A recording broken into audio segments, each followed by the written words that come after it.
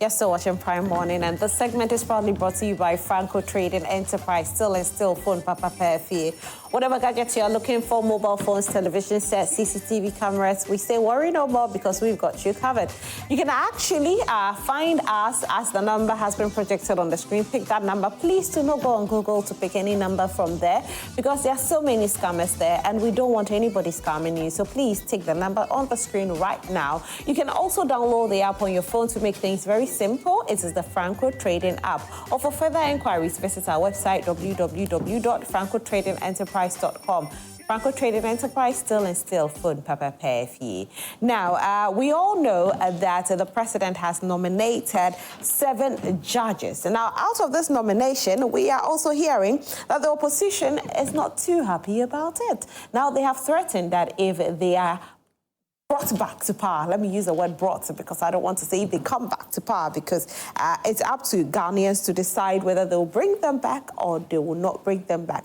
Now, if brought back to power, what they'll do is that they'll make sure that they cancel this. So they will actually sack them. In other words, they will be sacked. These 7 Supreme Court justices will be sacked under the NPP government. That's the threat from the NPP. However, Sami Jemfi has also said that these persons deserve this promotion. We'll delve deeper into it. What does that mean in our justice system? Because others are saying that we are playing politics with our justice system. Is that so? Or is actually a thing that is right? Well, we'll delve into it. But before then, let's see what the newspapers are reporting. And then we can go into our topic for this morning. I'll start with the Ghanaian Times newspaper. The Ghanaian Times newspaper, and it reads, 5.8 million Ghana cedis Tete Kwashi Memorial Hospital Dialysis Center inaugurated. 2.4 million Ghanaians vulnerable to food insecurity, report says so. You know, you are thinking that in the 21st century, you'll not be hearing things like this, but unfortunately, we keep hearing it. Let me read a bit about it, because when it comes to food insecurity, it concerns everybody, you know, it really does. And so let's read a bit about it. It says that more than 2.4 million Ghanaians, representing 7.4% of the population between March and May this year, are currently classified as vulnerable to food insecurity, a new report has revealed. The number is projected to slightly decrease by 2 million people, that's 6.3% from June to August, owing to ongoing government interventions in agriculture and health sectors. The Food and Agriculture Organizations defines food insecurity as a situation where people lack access to sufficient, safe, and nutritious food to meet their dietary needs and preference for an active and healthy life. In other words, poverty is there. Because if you're poor, unfortunately, you can't access healthy food, right? You cannot do, you know, the 3-course meal, or you can't even eat 3 times a day because you don't have the money. You know, as you know, someone will say, I'm doing 001 or 100 or 010. I mean, that's what it is. But we are hoping that this will end very soon, because 2.4 million Ghanaians, that's quite a huge number. Well, Agnes also needs help to undergo brain tumor surgery. And of course, we are pleading on everybody to support Agnes also in this difficult times. Let me see if there's some stories on the back page. Yes, my very own club, Accra Hearts of Folk, that I love, that I bleed, Accra Hearts of Folk. Oh my gosh. Well, they are splitting points with Kotoko. Mediama boost top 4 hopes with win over Vision FC, and 28 invited for Black Princesses Camp today. The Ghanaian Publisher is the next newspaper. The Ghanaian Publisher, JM, touch not the anointed, Professor Yanka writes. Abronya charges on Kennedy Japan. You are selfish and greedy, he says. And there's a video circulating on social media where we see Abronya saying all sorts of things about Kennedy Japan. Now, interestingly, I nearly forgot this, and I know Shola will bring it to you in trends. Now, there's a prophecy that has come out from Prophet El Bernard saying that Kennedy Japan is the next flag bearer of the NPP. Well, the question is, has this man ever missed a prophecy? it seems as though everything he has said so far has come to pass. So if it's so, then will this one too come to pass? Could it be that Honorable Kennedy Agyapong is the next flag bearer of the NPP, or Dr. Mahmoud Bawumia will retain it? Well, during trends, it will be interesting to hear. When my guests actually come in and they sit down, I'll definitely pose that question to them as to whether what, the prophecy could happen or not. Because last week, we also heard from Global Info Analytics that Dr. Mahmoud Bawumia's popularity had increased in the party by 47%. Well, we'll see. Anyway, more stories coming from the Ghanaian publisher newspaper says that Natoshi donates 200,000 Ghana cedis to Edum and Kantamanto fire victims. And another conversation that has sparked a lot of conversations in the home is to do with A+, as he makes U-turn, or makes dramatic U-turn, like the newspaper is saying, in AG corruption allegations. Now, he actually had a communique on his social media platform apologizing to the AG for certain comments that came out. And he actually did also say that he did not make some of the comments. His page was hacked. I know. Questions you have asked, right?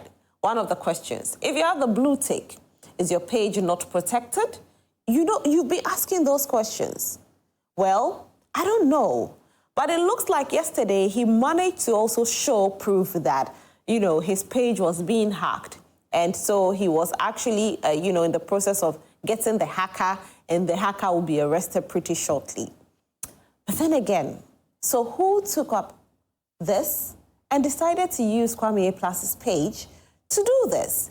And it took Kwame A+ more than 72 hours to come out to let us know that his page was hacked. Yeah. Anyway, for you, the hackers will come after you. Anyway, so that will be all for the Ghanaian publisher newspaper. That's it for the Ghanaian publisher newspaper. But let's not forget that Kwame A+ has apologized to the Attorney General. The Chronicle newspaper is my final newspaper. The Chronicle, Natoshi supports Edum and Kantamanto fire victims with 200,000 Ghana cedis. Adongo's BOG still doing business with Data Bank despite previous attacks. Well, I don't know what it is. I think right now that it's come up, we'll get to know, could it be that a contract has been signed and so it's not easy to abrogate that contract in a short period? You need a certain, a certain time frame to be able to do that, or you need the lawyers to come in there. So it's not just like you just go there and then you cancel the contract, because you could run at a loss when you do that. You could actually get the country into a certain financial issues. And so you don't want that happening. So you have to tread cautiously.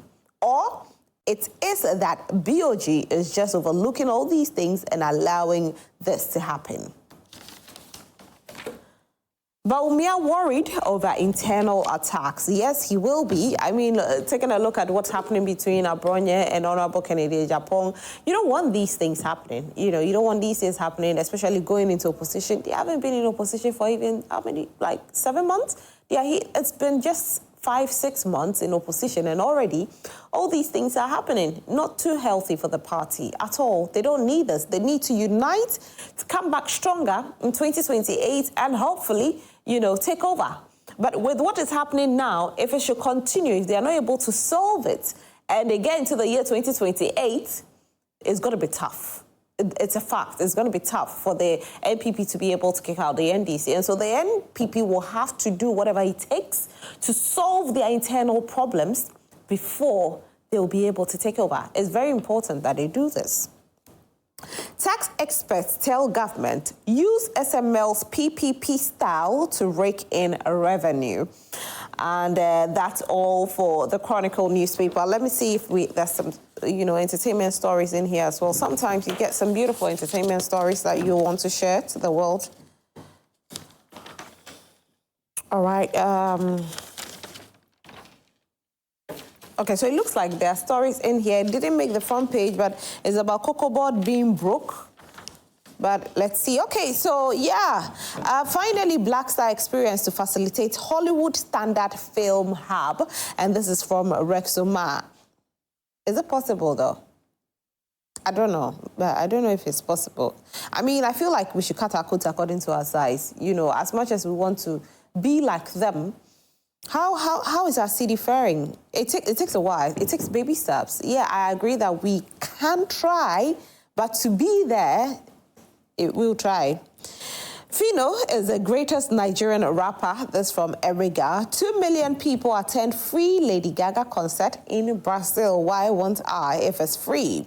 Davido pledges $5,000 gift to Ghanaian TikToker and has been trending as well. Yes, it's a Ghanaian TikToker who sang and danced to Davido's latest hit song, and Davido has pledged $5,000 to it. It looks like, you know, when musicians do their songs, now we have to all jump on it.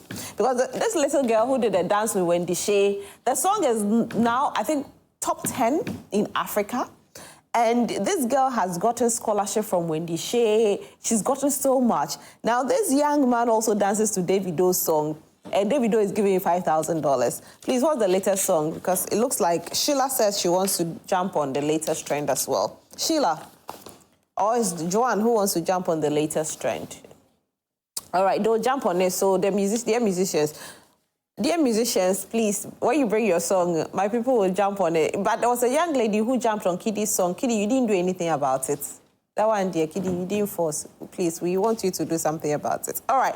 Anyway, so this is what the newspapers are reporting, but we need you to be a part of the conversation.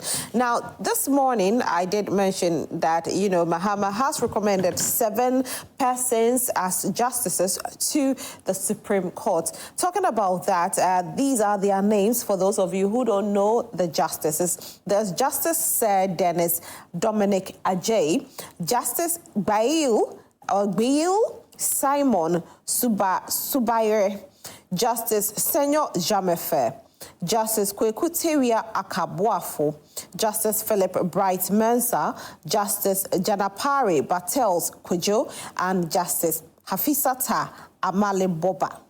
Right, and so these are the justices that President John Dramani Mahama has recommended to the Supreme Court. However, the opposition is not too happy about it and saying that it looks like the NDC wants to fill the Supreme Court with their persons. Same allegation was done under the NPP government when persons were nominated and put in the Supreme Court.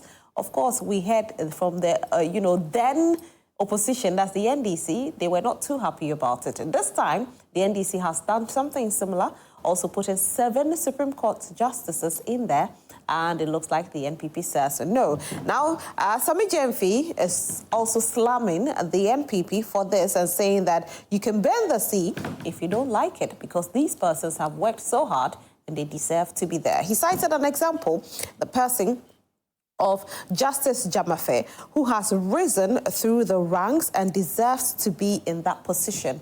And so the NPP government must not speak, the NPP party, must not speak against such appointments. We need you to be a part of the conversation. Send your messages to us on 055-157-5757, 055-157-5757, and we'll read all your comments. Now, this is what Sami Jemfi said. He says, Justice Senyor Jamefe served as a state attorney from 1984 to 1987. He was a member of the Regional Tribunal from 1989 to 1996.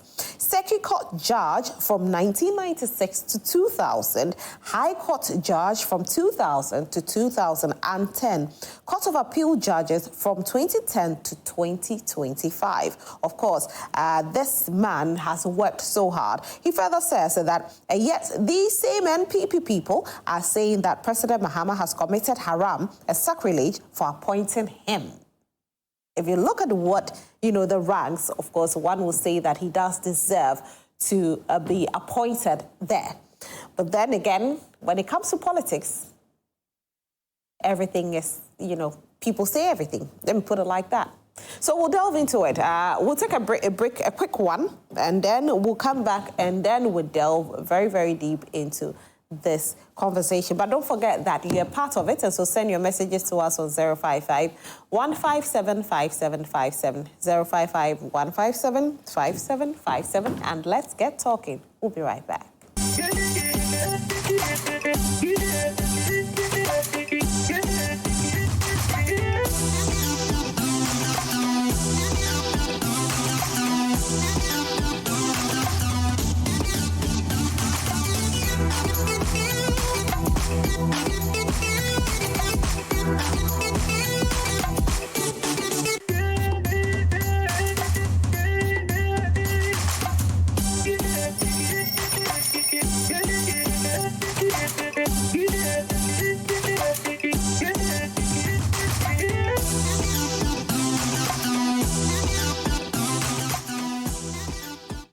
And you're still watching Prime Morning. A big thank you to Franco Trading Enterprise for having our back every time we come your way. They actually are our proud sponsors for this particular segment. And so if you're looking for any gadgets, mobile phones, televisions, CCTV cameras, we say worry no more. Just go to Franco Trading Enterprise and they will definitely have your back as well.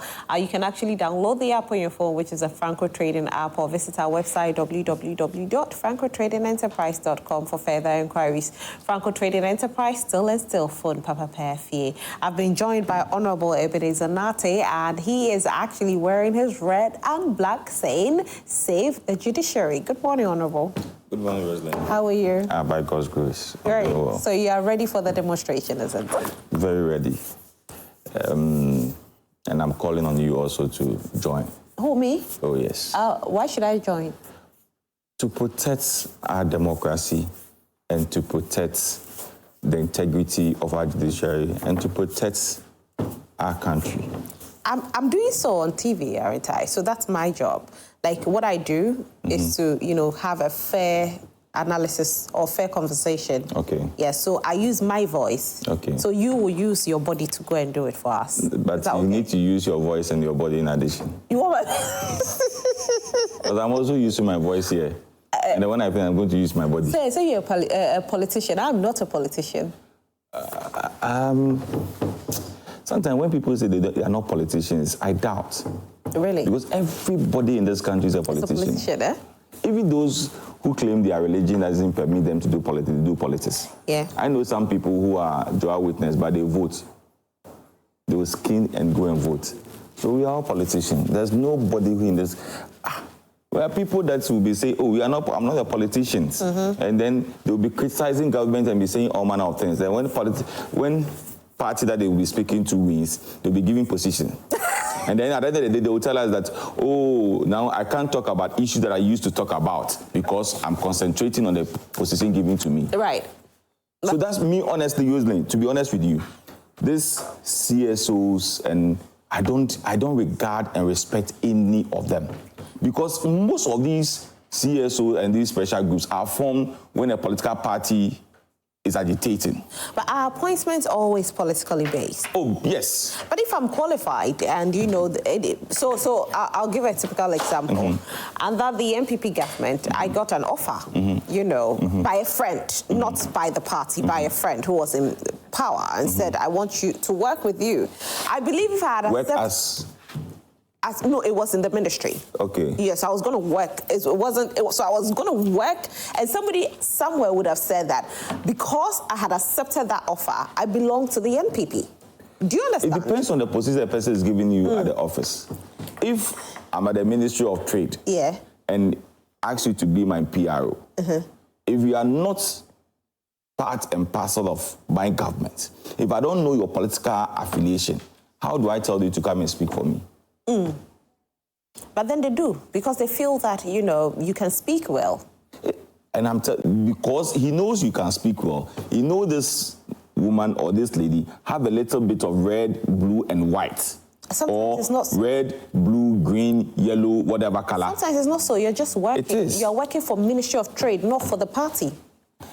So far as I am concerned, there's nobody who works for a political leader or a political party who is not affiliated to the party in one way or the other. Isn't that what we've turned the country into? That is what is happening. It shouldn't be. But that is what is happening. Which is disheartening. And even I can mention names of people who have used their radio and their TV stations as hosts or as producers that today and previously has been given an appointment. That's why I said me. Those CSO and those things, sometimes me, I don't really give them that kind of respect that I need to. Look, when NDC was in opposition, during President Kufuor's time, we have what we call CJ, Kwesi Party and his people. When NDC won, did you see them again? They were all given positions. Most of them were given positions. It collapsed. Let my vote count. NDC empower MPP in opposition. My brother, David Asante, and all those people, after MPP, did you hear, let my vote count again? Did you hear? No, but is it not that sometimes... So all these pressure groups and these CSOs and all those things, that's what we all do. They all do it because of political, how do you call it, advantage. Look, mention any CSO, and I'll tell you his political affiliation. And today, most of them have kept quiet. One of the last time you heard Frankie Kujo talking on any issue of governance. When was the last time? Since on the 7th of January to date, give me one thing that Frankie Kujo has said about this government and what is going on, and compare what he has been saying for the past 8 years. Okay.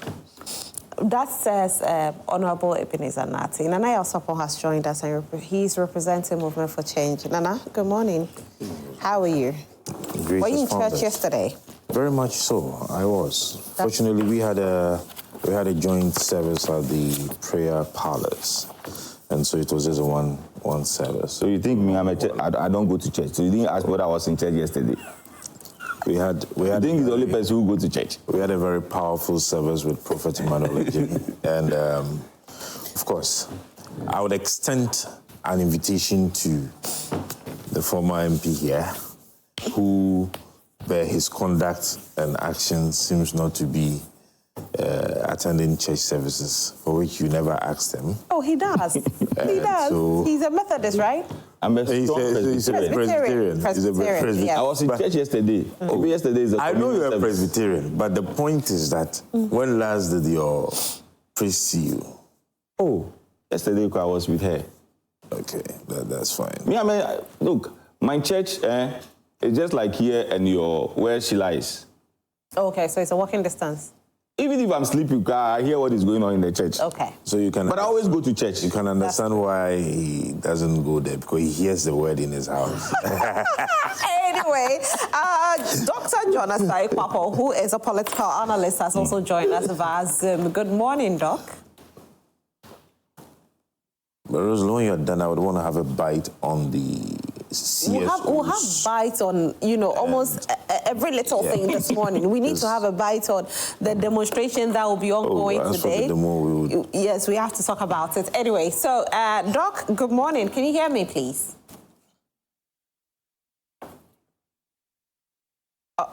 Okay, so we'll come back to you, Doc. Nana, you wanted to talk about the CS. I actually beg to differ a little from what my senior brother was saying. So we need to have an understanding of what inspires us whenever we have the opportunity to form groupings. All right. What would inspire me to join a group, or what would inform me to bring a group of persons together? It might be different from what would inspire my senior brother here. It would definitely be different from what would inspire you. Some might be politically motivated. I do not run away from that. But are we also considering the fact that some are very much generalistic? They are more nationalistic in nature, and that the people are inspired by the happenings of the day. You understand me? I am not a fan of joining groups. From the days of school, I had one particular gentleman who was almost a member of all clubs that came onto campus. Green Club, Ghana Club. He was a member of all clubs. The only club I remember joining was, I think, the Green Club. And I had a reason. I had always been a lover of greens. And so when they came to campus and they talked about the greens and all that, I took inspiration. I got inspired and decided to join them. I was the grounds prophet of my secondary school, and so you can understand what would inspire me to be there. What secondary school, sir? Tamale Secondary School. Okay. And so you see, everybody has something that inspires the person, all right? But the sustainability of that inspiration is what people work at. So I would join a group to demonstrate against, let's say, human rights abuse. There would be something that would be pushing me to do that.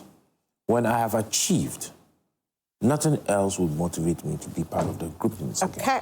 All right. Now, I never spoke about persons in the judiciary and all those things until it happened to a family, until it happened to Gregory Afoko. And I'm very biased about that. You understand me? Then I was like, no, so these things are real. And I had always been on the nerves. I said, listen, the gentleman deserves some respect. His human rights ought to be respected. Is he a family member? He's more than family.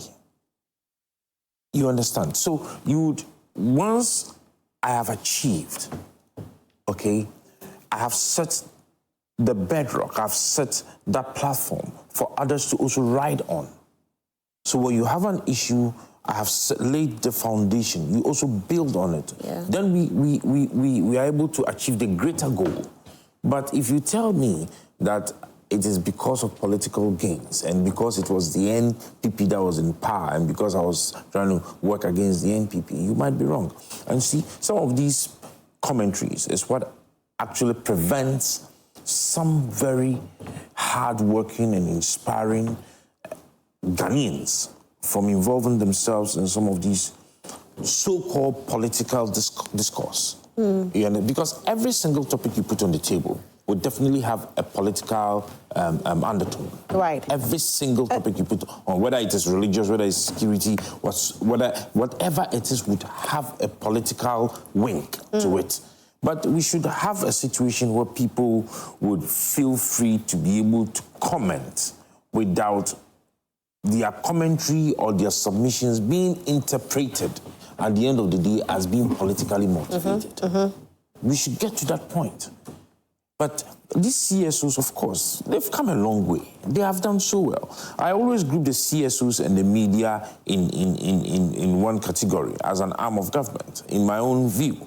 We have the judiciary, we have the legislature, we have the executive. You put the CSOs and the media into one category to form another arm. Why? Because they become the voice to the voiceless.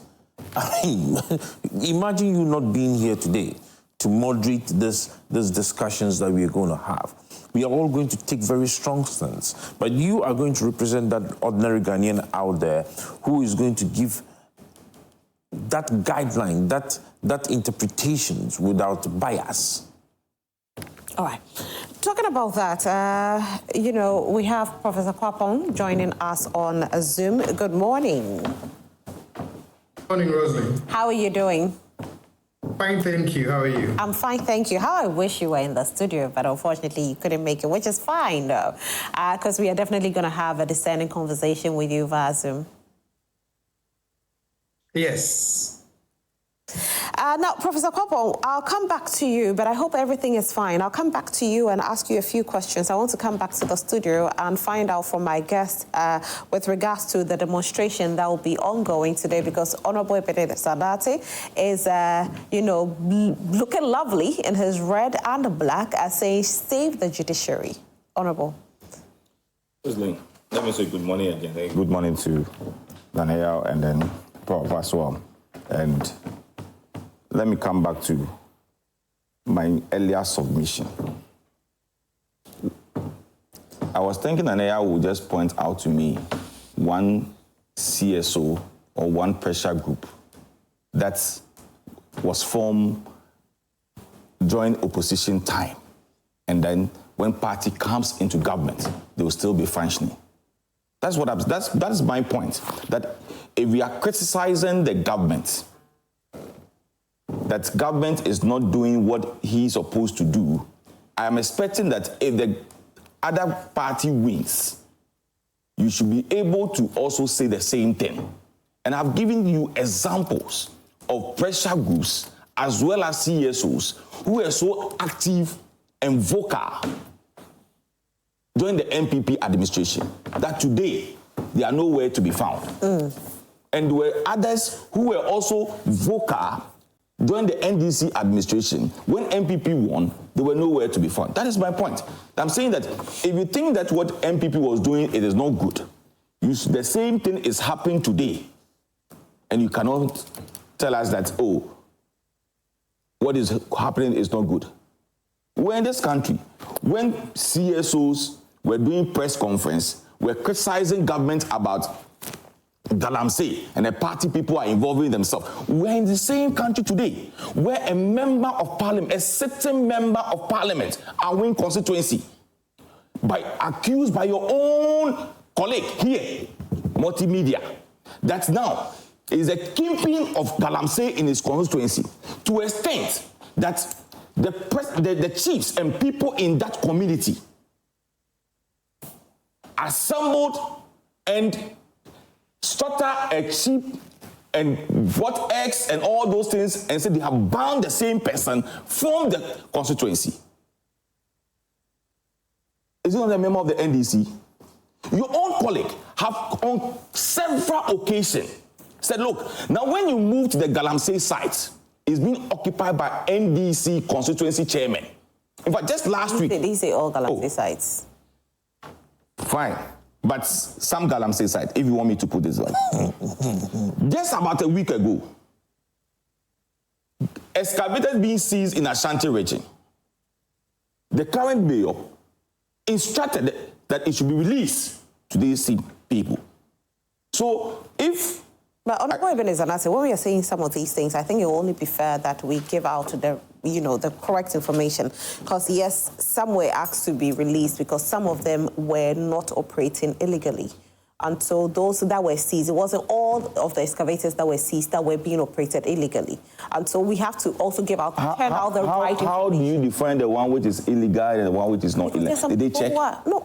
There should be if you say this one is illegal, this one is legal, you should be able to this are the document to prove that this one there is doing the right thing. That's my point I'm making. Yes. Yes. So, but until me, you see the documents. You see, I will not go back. Please, you have your time. I just give you time. Because when you come, I won't give you that chance at all. I'll go. I should have even gone to Professor Kwapa first. Boot with you. But anyway. Hey.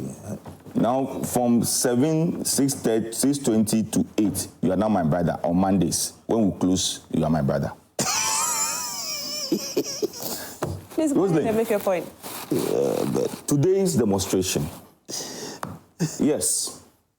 The question that we need to ask ourselves, why did the NPP and other political parties have come together to demonstrate?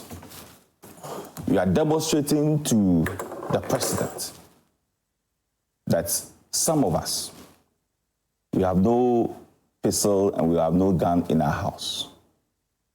And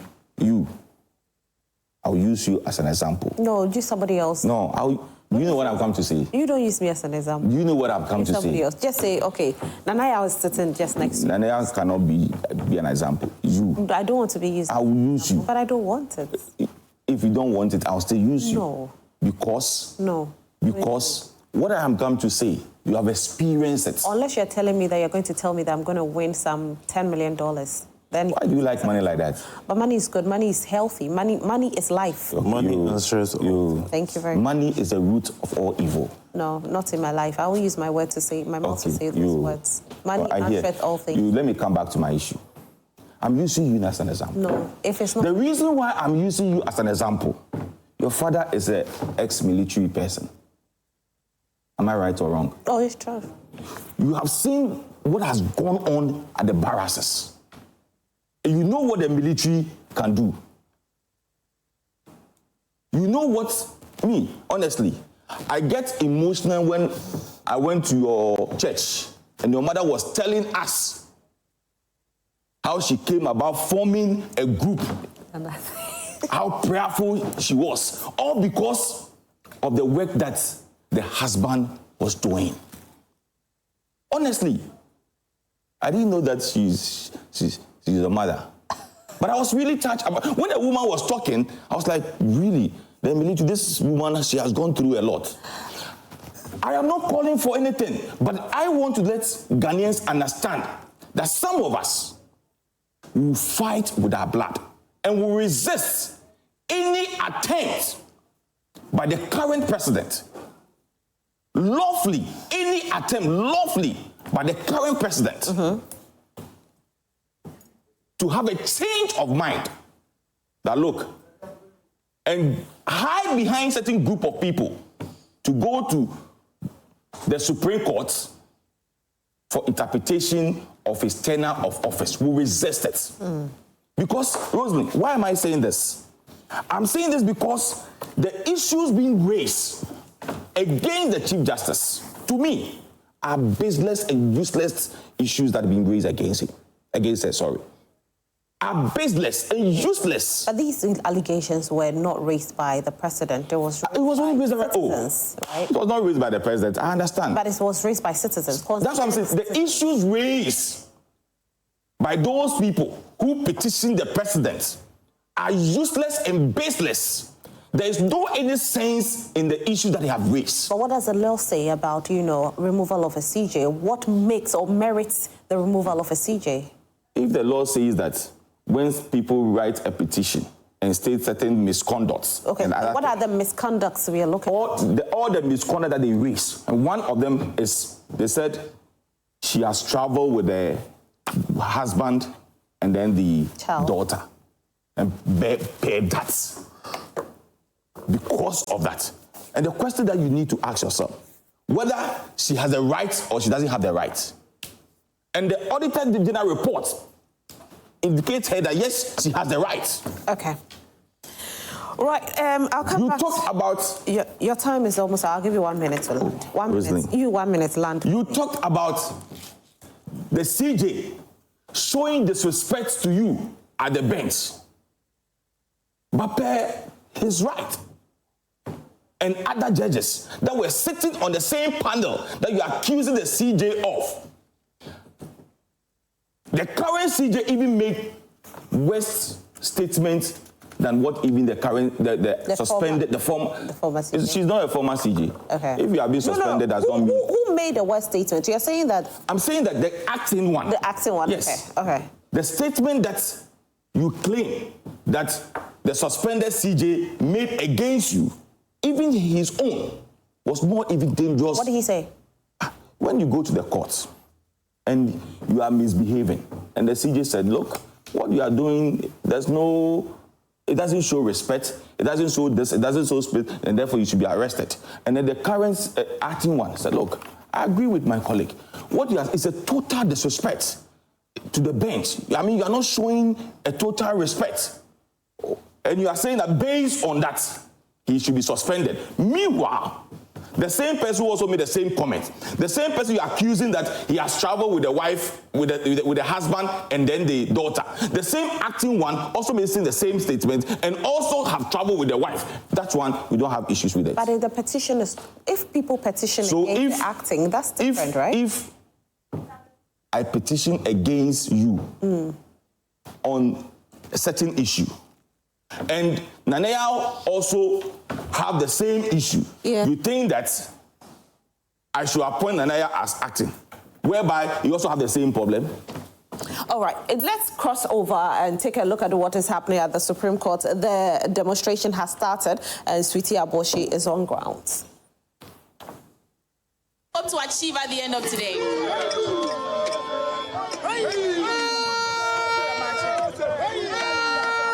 You're live on Joy News, Honorable. Well, it doesn't appear Penyo Maki wants to speak to us just yet. Will you at some point give us a speech?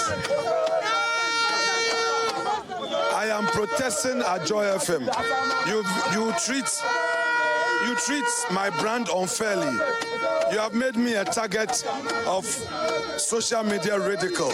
And I want Joy FM to change that attitude towards me. I've written a protest letter to you. You invite me on your program, and then anytime you invite me on your program, you have people on your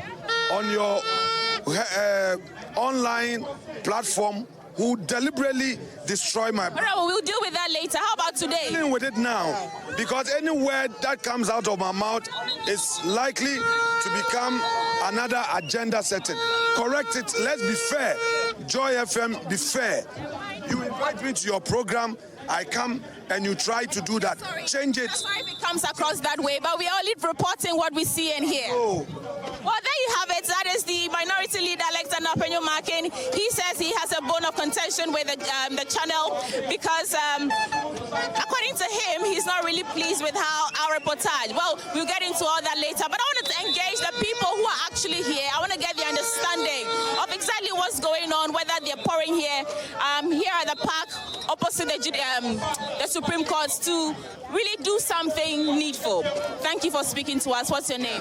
My name is Kwame Apenting. Kwame Apenting. I was talking to some of the people here, and they're calling this demonstration a protest against unlawful removal of the Chief Justice. What do you say? Why are you here? Well, like we are saying, we are here to save the judiciary, because like we do know, our judges, they can't speak for themselves. Okay, so, but this is a thorough assault on the judiciary, and herein symbolized by the CJ. And we've seen this in Ghana before. This was way back in 1963 when Kwame Nkrumah had to kick out Seako Kosa. Okay, we didn't think that we are going to see something in the 21st century where we've had how many decades of democracy. So this actually is a shocker to us. But well, the president being aided by the Council of State, we are saying that they've been constitutionally supposed to serve as elders to the presidency. We are saying that whatever decision they've taken, we are praying the president that rescind that decision of suspending the CJ. So two things. First, you said that the removal of Seako Kosa, and you cited some other issues. So the question is, if there are genuine grounds that the Council of State have established that it's a prima facie case, that doesn't mean that she's completely guilty. It just means that there's a need to probe further. Why are you protesting?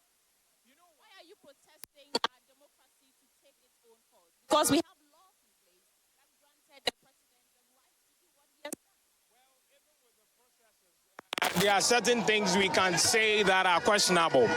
Okay, there are certain things with the processes that are questionable that we are even saying that and has even been contested in court. So even with the process, there are some questions to be answered with that.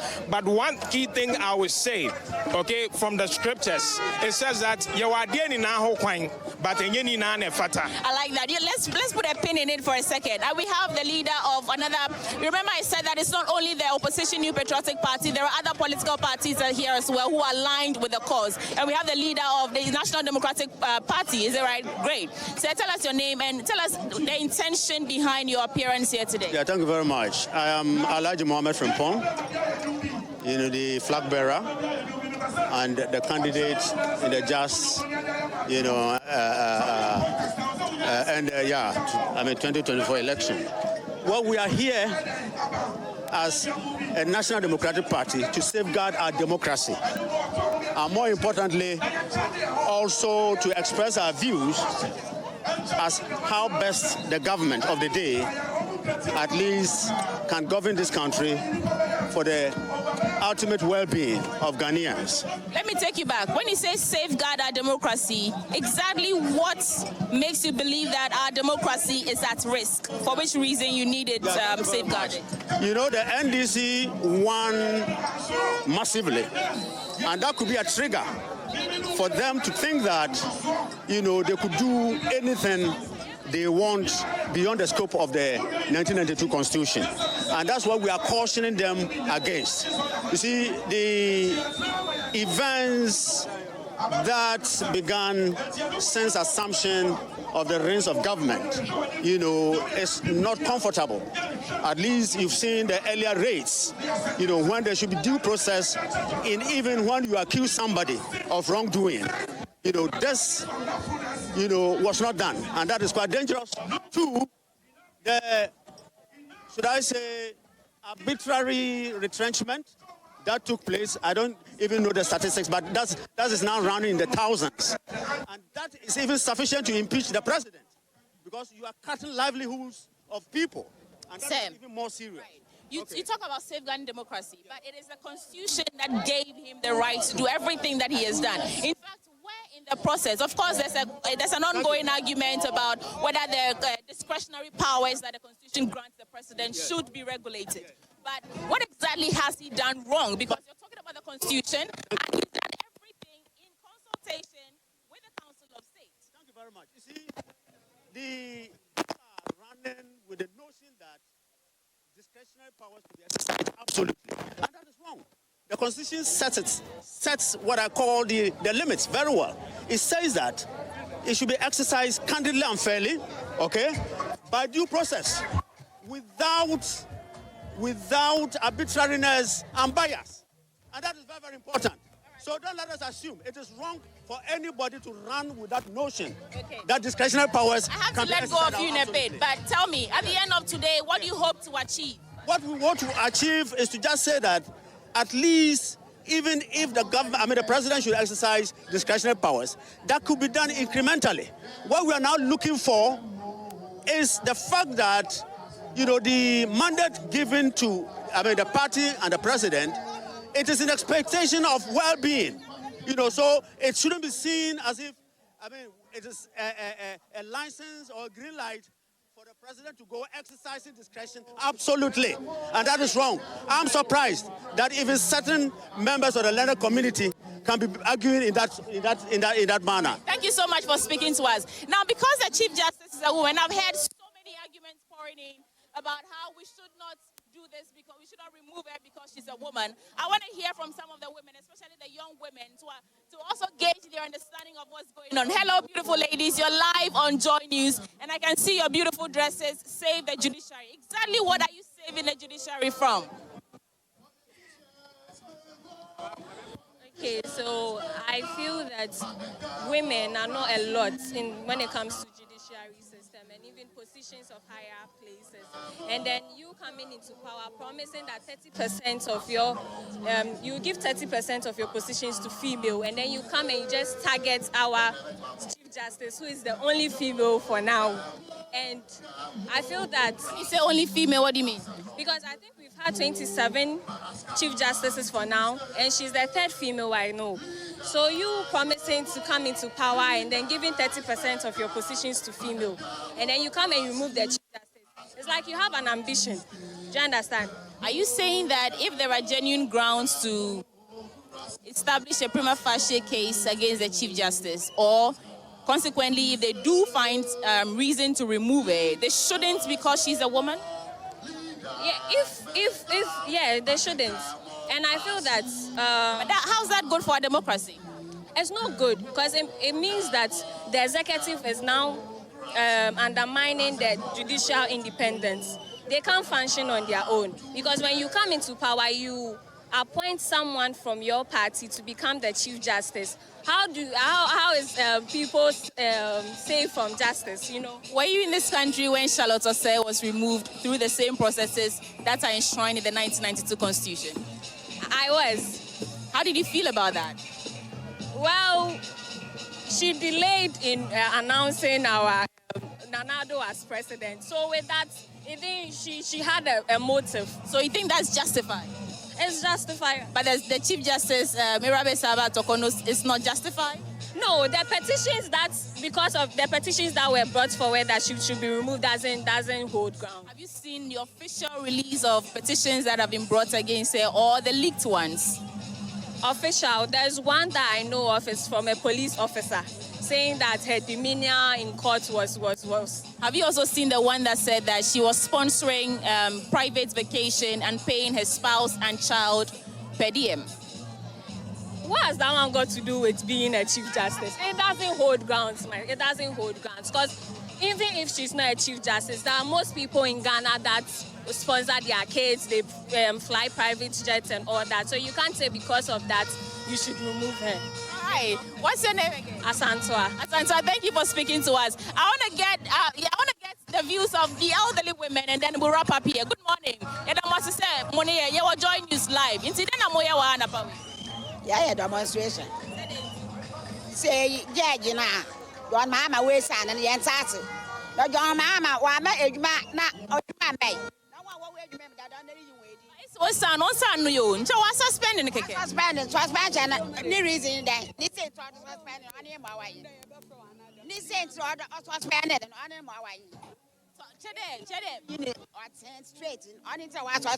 Oh, in your Council of State. Now watch today. In according to your constitution, into what establish a prima facie case, or today, and what they will probe further.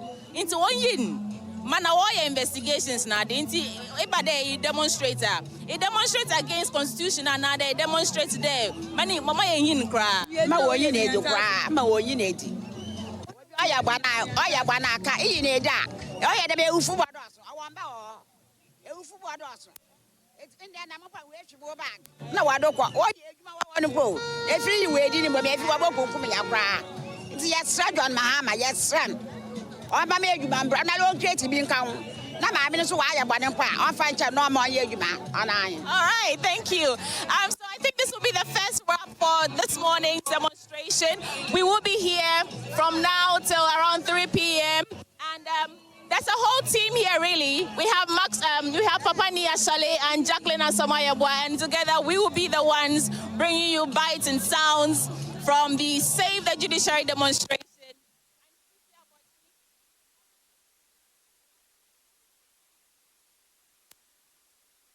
This is happening at the Supreme Court currently, and my colleague Suti Abochi is on ground, so definitely we'll be crossing over for her to give us more information on what's happening. Honorable Ebenezer Nate will also be joining them pretty shortly because he's actually cloud in the red and black, and he can't wait to join them on ground. Let's cross over to Zoom and have a conversation with Professor Osai Kwapong, and he's actually a political analyst, and so want to get to know more about what the future looks like with regards to our politics, looking at what is happening in the judiciary. Prof.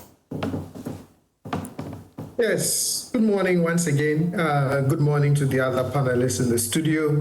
Good morning to your viewers as well. For me, as I have regularly said since it became public knowledge that Article 146, Clause 6 has been triggered with respect to the Chief Justice. I have maintained that whatever the case is, there's a reason why we have independent constitutional bodies. They are one of the safeguards of our democracy. And so if there is a basis for removing, for example, the Chief Justice, in my opinion, I hope that it is something very egregious because you're talking about the head of your judiciary, an independent, one of the arms of government, an independent arm of government. And so you want to make sure that whatever infractions have been caused are egregious enough that it warrants and merits the highest form of sanction against this person. Now, we have to agree that the process that the president has followed is exactly the way it is designed in the Constitution. Now, there are things that needs to be fixed about the process itself, because for me, and as I submitted my memo to the Constitution Review Commission, I think that the process is a bit too opaque.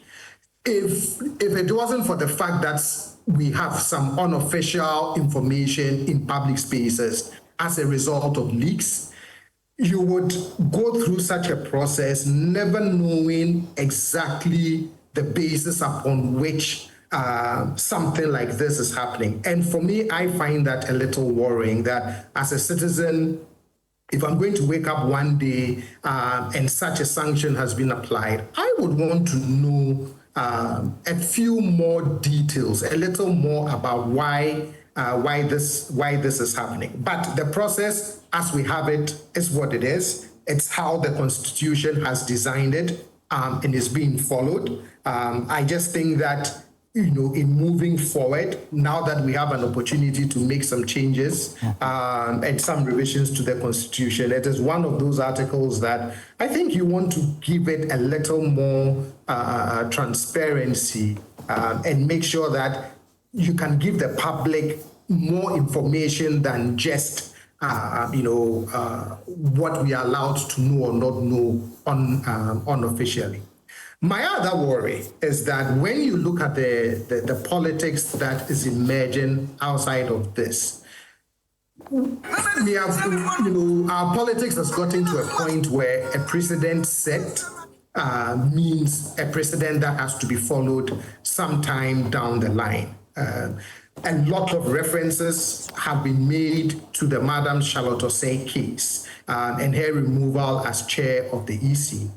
And what those references reflect, right, even if what is going on now is a legitimate process, constitutional processes are being followed, those references only goes to indicate that that is the direction in which our politics is heading, right? That one side did something that we disagreed with, we didn't appreciate, and so when we have an opportunity, we must also repeat it in a different way. Now, I'm not saying that is what is motivating the current situation, but I'm just saying that our politics is reflecting some of these precedents. I mean, already you have certain known voices who have said that if this process continues and the Chief Justice is ultimately removed from office, someday when there's a turnover election and they are in office, they would repeat same. That for me doesn't bode well for building strong institutions. If at every turnover election, partisan differences would be used to resolve whatever real or perceived grievances that we have with particular institutions. But again, I go back to how high you want to set the bar and the threshold for triggering 1466 and applying the highest form of sanction to your Chief Justice. I've repeatedly said, and I'll repeat it again, I just want to make sure that whatever advice the Council of State is giving, whatever the committee would discover, you want to make sure that that bar is really high. You don't want to make it, quote unquote, a bit too easy for these things to happen. All right, Professor Kwapong, I'll come back into the studio and have a conversation with Nana Yao as well, Nana. The demonstration is ongoing. Right now, we are touching on the demonstration before we go to talk about the 7 Supreme Court justices who have been nominated by the president. But this demonstration, it looks like people are not too happy with the removal of the CJ. And we'll take a look at how it could affect, our future politics. Of course, Professor Kwapong has told us it doesn't look too good. But what do you think? Thank you, Rosalind. The very fundamental question I would ask is, why a demonstration? To what effect? Why not a demonstration? What do they seek to achieve? In my view, there was no need for a demonstration if you want to. Why do you say so? Make known your grievances. If you would want to state where you stand. The first question I would ask is, after posing that is has the president or did the president breach any constitutional provision? And to be fair, the answer is no. The president did not breach any constitutional provision. The article on this is very clear. The procedures are very clear. And I've even had an issue with how the president went about it when he had to make available a copy of the petition to the Chief Justice. Because if you read it in detail, the Constitution, the article it's explicit. It says that the president receives the petition, he hands over the petition to what's the name? The Council of State. They form a committee to look into the petition as to whether or not there is a prima facie. And if there is a prima facie, then they take it up from there. It is only at that point when the committee has been formed and a prima facie has been determined that, in my view, a copy of even the petition should go to the CJ. Because if the president comes straight away to hand over a copy of the petition to the CJ, and the CJ is responding to the petition, to whom is she responding the petition to? The president or the committee? You understand? If we have issues with the procedures in the Constitution, and we want a review of the procedures, an amendment of it, because we think that it is too vague, because we think that there is so much lacuna, because we think that people would take unnecessary advantage of it because it is easy to deal with, and we want to amend it. There is a procedure to it, to that effect. But if it's been allowed in our Constitution and our laws, and people have decided to test it, this is not the first time it has been tested. Did we see a demonstration because the Constitution was being tested? Is it that... I just land this on this Okay, one. all right, sure. I think that even those who are leading the demonstration should tell us that this demonstration is politically motivated. Afenyo Makims, he was leader of Ghana's parliament. When he had issues with parliament, with whether or not it was a statement or a resolution or an address by the speaker, did he go on a demonstration or he went to the Supreme Court for an interpretation?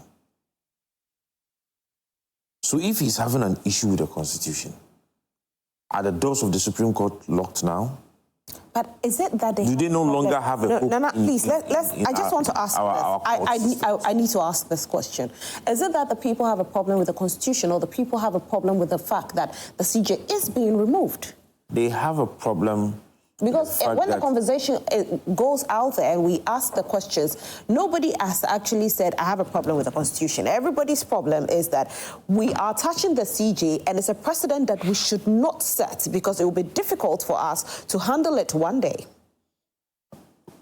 And I ask a very fundamental question. Has the CJ been touched? The CJ hasn't been touched? Who has touched her? She's in suspended. Suspension is not... Is this the first time that a petitioner has gone against a CJ? I'm asking. Let's be... Nobody's saying it's the first. So, but of course, we know that there's a process to remove. Let's not ignore the fact that there's a process now. Yeah, but that is a process they are following. Exactly, and the people are saying that... So probably this is the first time the process has reached this far. You understand me? And now I'm saying that let us educate ourselves very well, and let us have an understanding of the procedures. But nobody has a problem with the procedure so far. So what is the problem now? They don't want to set a precedent. What precedent? We were in this country when an electoral commissioner was removed. We were in this country when a vice president was removed. Which vice president? Aka. He was removed by who? Aka, you know. Who removed Aka? 1 year. We had issues. Aka was removed? We had issues. No, correct it. Aka was not because I need to understand how Aka was. Aka ended his term of office. They have issues with the Rollins. That is their own issue. Yes, but so Aka he ended in office, and then the second term he brought Atamels. No, but there were issues that people had actually... But he was not removed. He was not removed from... That was what triggered... No, that was what triggered the conversation of even the role of the vice president at the presidency. However, he was not removed. Very well. I stand to be corrected. But what I'm saying is that when there are provisions in the Constitution and that procedures are being followed, we do not bring personalities in it. The law is the law. I am not a lawyer. I only read the article. And putting lines together from what is happening to what is in the Constitution, I do not see the president faulting. But nobody has brought a personality in there. It's a seat. Which seat are we talking about? But there is a Chief procedure. Justice seat There is a procedure that the head of the judiciary can be removed. Right. So if there is a petition against the president today, would we say, as a people, that we should not set the precedent? If there is a need for us to petition the removal of the president, would we say that we do not want to set a precedent? And then we should say we should take away the procedures of the removal of the Chief Justice from our Constitution. But once it is in the Constitution, once the procedures are being followed, it is there for a reason. Okay. So what I'm saying is that this is not the first time a petition has been submitted. This may be the first time it has come this far. All right? There are instances the petition gets to the president and then it is quashed at that point. I think that during Nanado's time, there were 2 petitions or so that did not see the light of day. But this has come this far. Are we able to allow it to end? Because the Chief Justice is not the only person who has ever come this far in terms of removal from office. In fact, the Electoral Commissioner took the long way and she was removed, she and her deputies. Right. It is an institution, a constitutional body, and a very critical one for that matter. Okay. And so if we have issues, we should be tackling the issues from the Constitution. And I have asked questions. All these persons who are leading this demonstration, most of them are lawyers.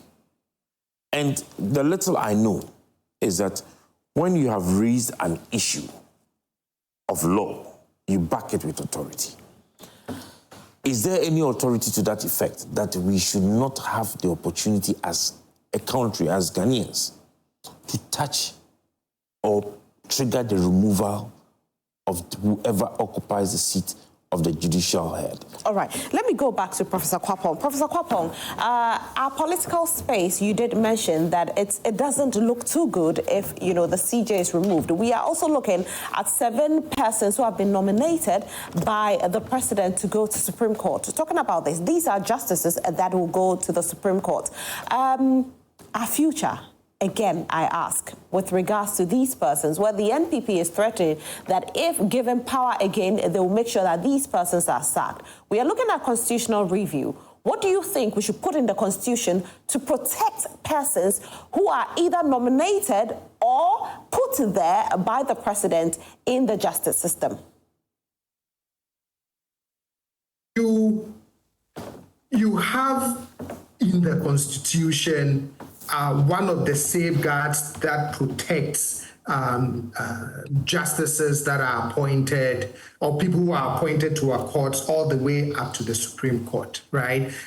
Tenure of office. Even if you look at the removal process, there are still some inbuilt safety mechanisms that can ensure that before you remove such persons from the court, there's a process you have to go through. And in those processes, for example, when a petition comes, it's not just the petitioner. There's a role for the president. There's a role for the Council of State. There's even a role for a committee that is set up, etc., etc. So one would want to believe that those, for me, are enough safety mechanisms that should we have another turnover election and these very eminent, well-qualified persons who have been appointed to the Supreme Court, that they don't stand the danger of being removed, right? But this is where the danger of our politics starts creeping in, right? Which is, are we going to just find ways of saying that because these 7 were appointed at a time where we were having political disagreement over the triggering of 1466, that they become a casualty of that process? I hope not. And I'm not sure what else we need to write into the Constitution to offer not just these persons, but additional persons in the future, more protections. Yes, the process can be a little more transparent.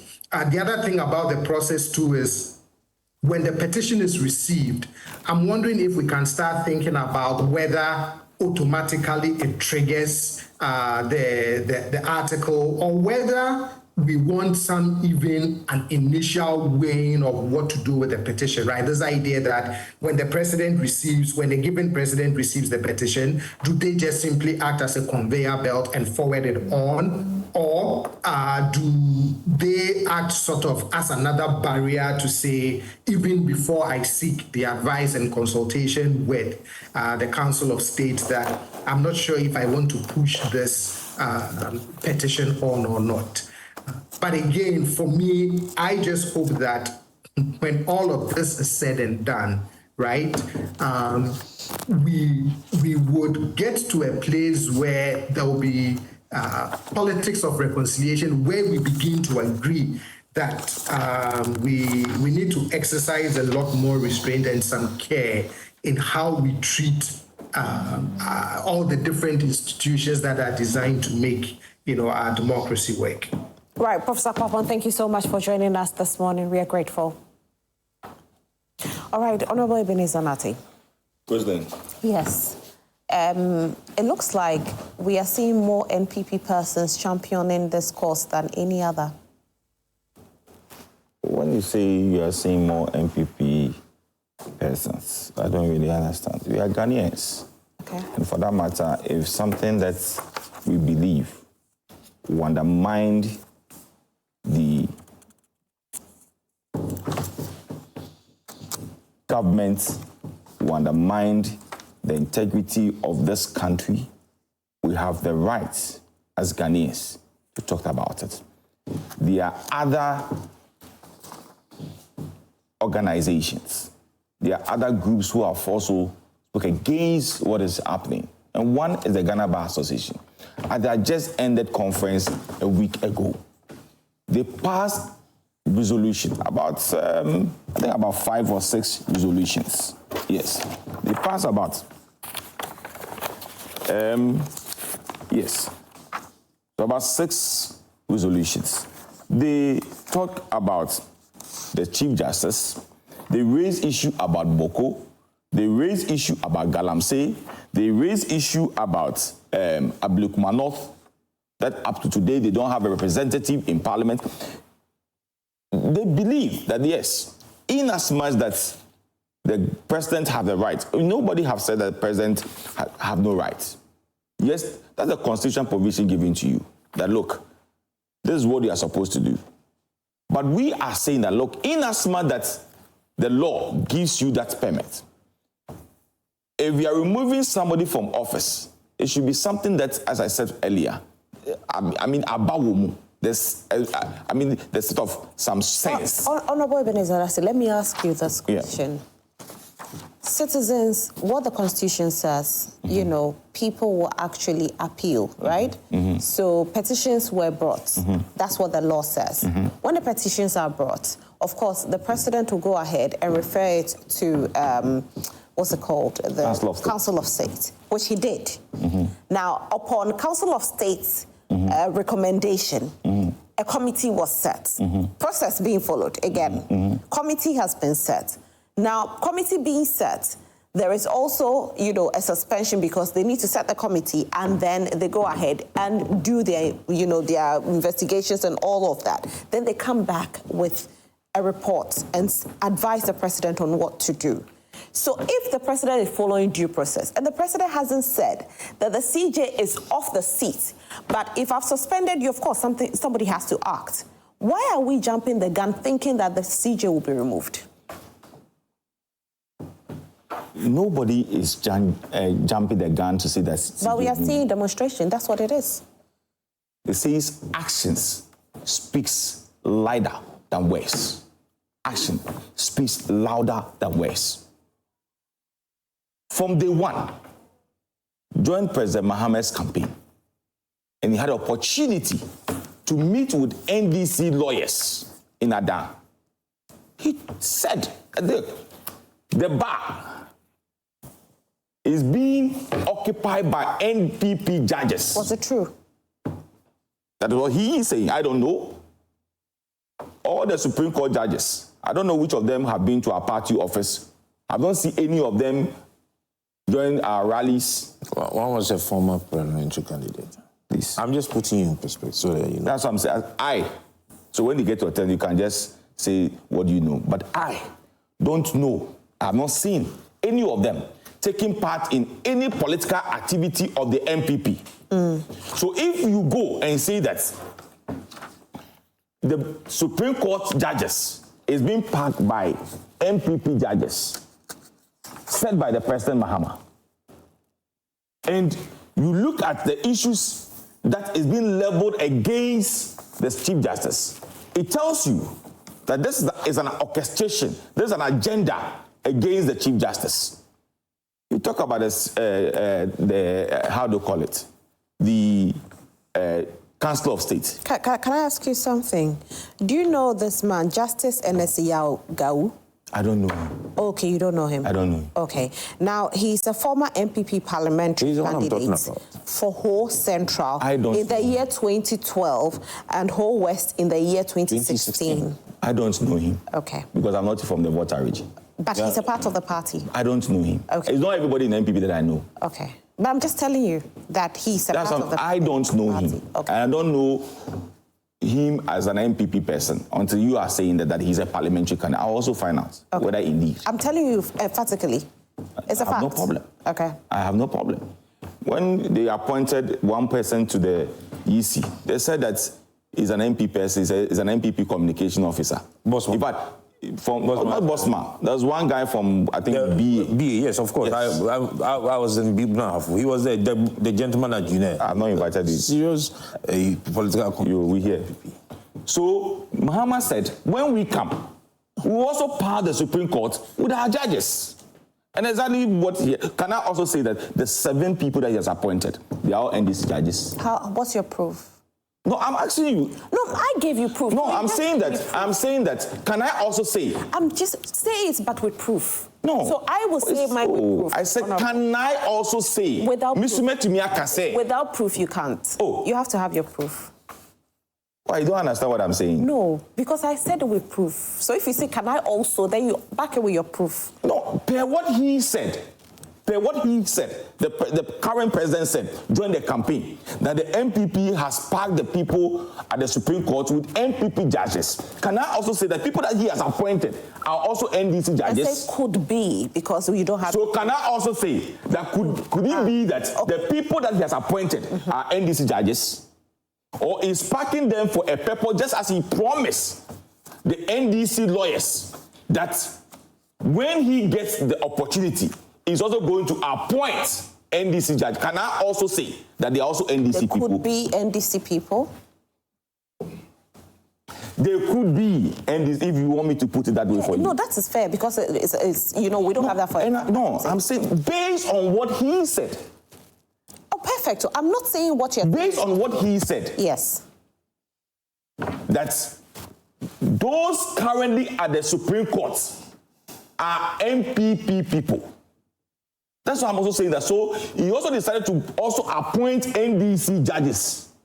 But you go into it, and even these 7 people have no maybe affiliation with the NDC. But because of his statement that he has made previously, people will stand on it and say that yes, because of what he said, you are also going to what? And you see,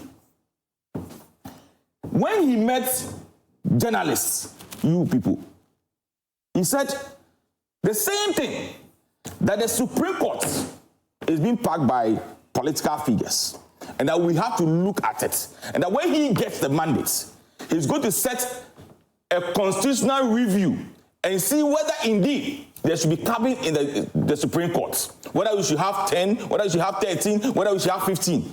I don't know whether you were there. I wasn't there, but I mean, of course, I'm a media. Is that what is happening today? Okay, but they have set a constitutional committee. Has the committee finished their work? Of course not. So what he said was that he will form a committee. Yeah, which has been formed. Yes.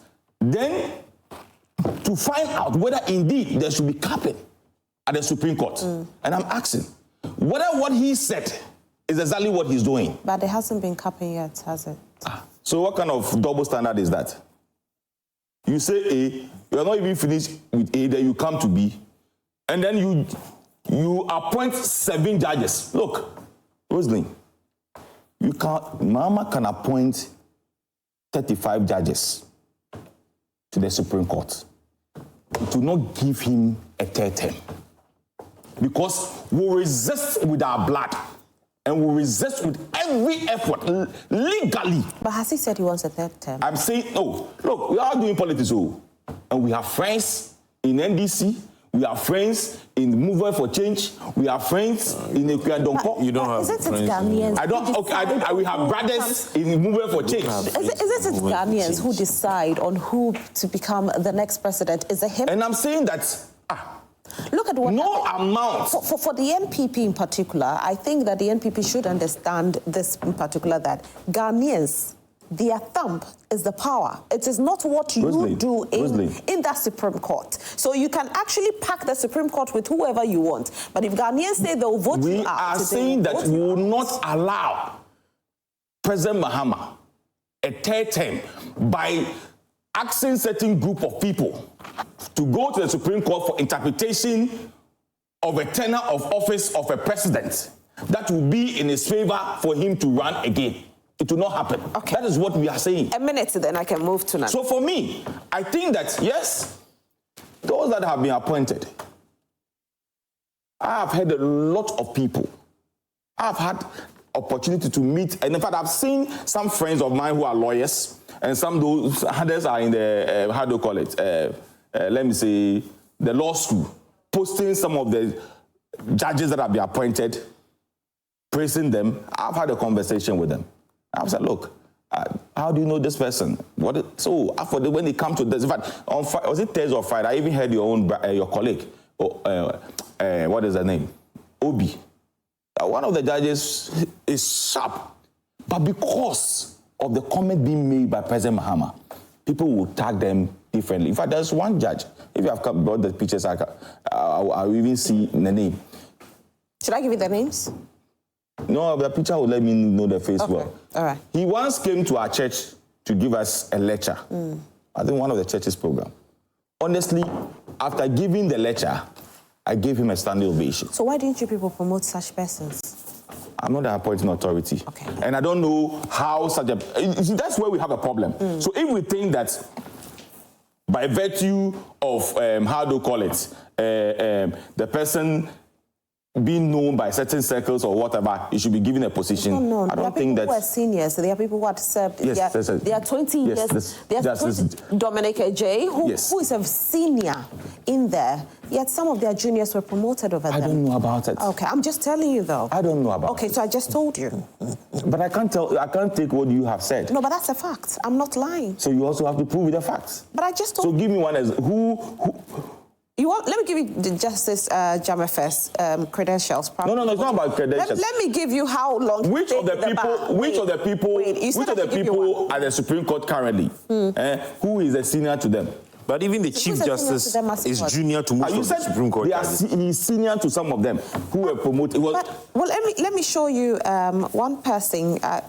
Just let me get it right. So Chief Justice Senor Jamefe served as a state attorney from 1984 to 1987. He was a member of the Regional Tribunal from 1989 to 1996. Circuit Court Judge from 1996 to 2000. High Court Judge from 2000 to 2010. And Court of Appeal Judge from 2010 to 2025. Now, he was senior to this man that I mentioned, Justice Ernest Yaugau. But Justice Ernest Yaugau was promoted to the Supreme Court. But so we need to find out what criteria do we use to appoint judges. Hey, that one is stipulated in the Constitution. Isn't the Constitution? That what? Let me come to that. I think that, where people have a problem we play too much politics with our justice system. If these persons deserved to have been there, they should have been there, not being, waiting, and then it becomes like a political appointment. If they are there and they deserve to be there, why should their juniors what criteria do we use to appoint a Supreme Court judge? Okay, so in other words, you're saying that they didn't qualify at that time? I'm not saying they didn't qualify. Okay. I'm saying that what criteria do we use to appoint? That is why I've been saying that, look, President appointing IGP, President appointing your father's work, or what the highest position? The generals. The generals. The chief fire officer, immigration. That's why I have been saying that, look, that power given to the president should not be given to the president any longer. Since we are doing a constitutional amendment. All right, because people have to ride through the mills. Thank you. For example, the same, didn't IGP meet Yowunu at police service? Yeah. But what happened? Anyway, let me come to that, Nanael. That so that I can read some messages. Here I have a lot of messages.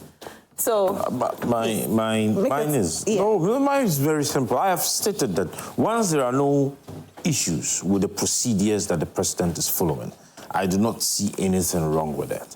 You understand? If the president had breached any of the provisions in the Constitution, which is clearly stated, all right, then we would have an issue. If we actually want to have a change in and also make it difficult for the removal of the Chief Justice or any other person, then we should actually amend what we have in the Constitution. Of course, if you read Article 69, it also talks about the removal of the president, the conditions under which the president can be removed. All right? So tomorrow, if somebody should wake up and trigger this Article 69, are we going to say that we are going to set a bad precedent? No, not at all. All right? The law is the law. If we are having issues with the law, let us deal with the law. Now, I have a personal stand when it comes to the removal of the CJ. Okay, I had issues when the LGBTQ thing was taken to the Supreme Court and they had to pack it somewhere and deal with some petition from Afenyomakins within 24 hours. And everybody in Ghana knows for a fact that the Supreme Court's jurisdiction, it has to do with the interpretations of our laws, not bills. So are you part of the petitioners? No, I am not. Okay. It has to do with the interpretation of laws and not bills. Because if it's a bill and it's not a law, what are you going to use? What are you going to interpret? So do you want the Supreme Court to... do you want the Chief Justice I want removed? reforms at the judiciary. Okay. All right, and if a Which removal... of the reform are you looking for, Nana? The appointments, the capping. We are stated in the Great Transformational Plan that there should be a capping at the Supreme Court. What are we looking at? All right. I mean, we should be looking at the numbers. What numbers? 13, thereabout. 13, okay. Those, and you see, there should be a clear procedure as to how the appointments are done. There should be an independent view of the procedures on the appointment, or who goes into the Supreme Court, who goes to the Appeals Court, who becomes the Chief Justice. These are the sort of reforms we are looking at for. And if the removal of the current Chief Justice is going to make way for these reforms to take place, well, I'm so much for it. I mean, we are talking about reforms. We are talking about how to go about procedures. We are talking about using the Constitution and testing the constitutions, and we are scared that the Chief Justice is to be removed. The NPP, they talk about knowing the law. They pride themselves with having so many of lawyers. And they are telling me that they do not understand Article 1466. No, I am not a lawyer. But taking... you see, I just want You want to read Article 146? Let's okay. Start from 146 into 6. So don't, if you leave some out. No, I just want us to read the one that has to do with the removal of the Chief Justice. Yeah. Not the Supreme Court judges. Okay. The Chief Justice specifically. Okay. The 1466 says that where the petition is for the removal of the Chief Justice, the President shall, acting in consultation with the Council of State, appoint a committee consisting of 2 justices of the Supreme Court, one of whom shall be appointed chairman by the President, and 3 other persons who are not members of the Council of State, nor members of Parliament, nor lawyers, who like myself and you. Now, if you look at this, after reading this, the President receive a petition? Yes. Did he consult the Council of State? Yes. Did they form a committee? Yes. Looking at the membership of the committee, does it meet this criteria? Yes. What else? So, the Chief Justice, you have received a copy of your petition. You have responded to the petition. The Council thinks that there is a prima facie case. They have suspended you, not the President suspending you.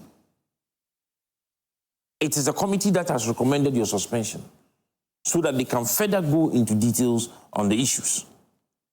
But Nana, could it also be that because of the comment that was made during, election campaign by President John Dramani Mahama is the reason why we have public sentiments?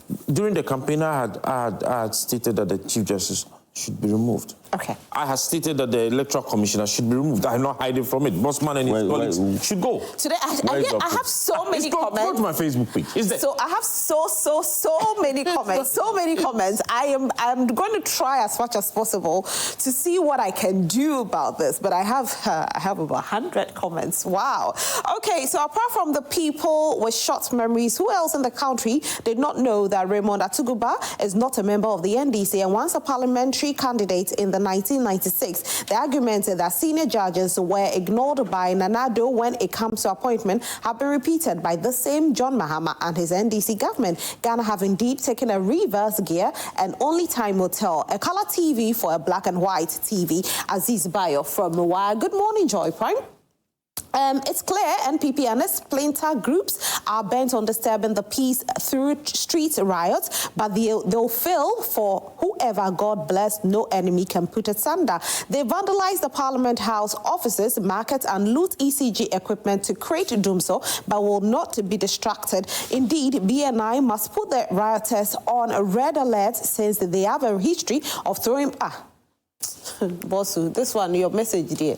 I beg, come again. Musa Abattoir in Asawase says it's arguably the most pointless demonstration in Ghana's history. Their demand clearly violates Article 1465 of the Constitution, which explicitly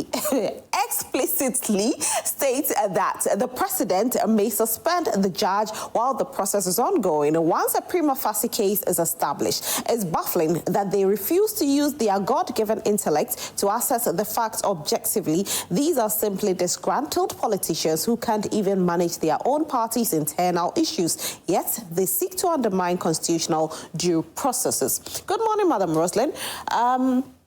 Roslyn, kindly tell us how many judges were appointed by NPP as judges to the Supreme Court. So because one of them happens to be a parliamentary aspirant, so all these judges appointed by NPP are all NPP judges, right?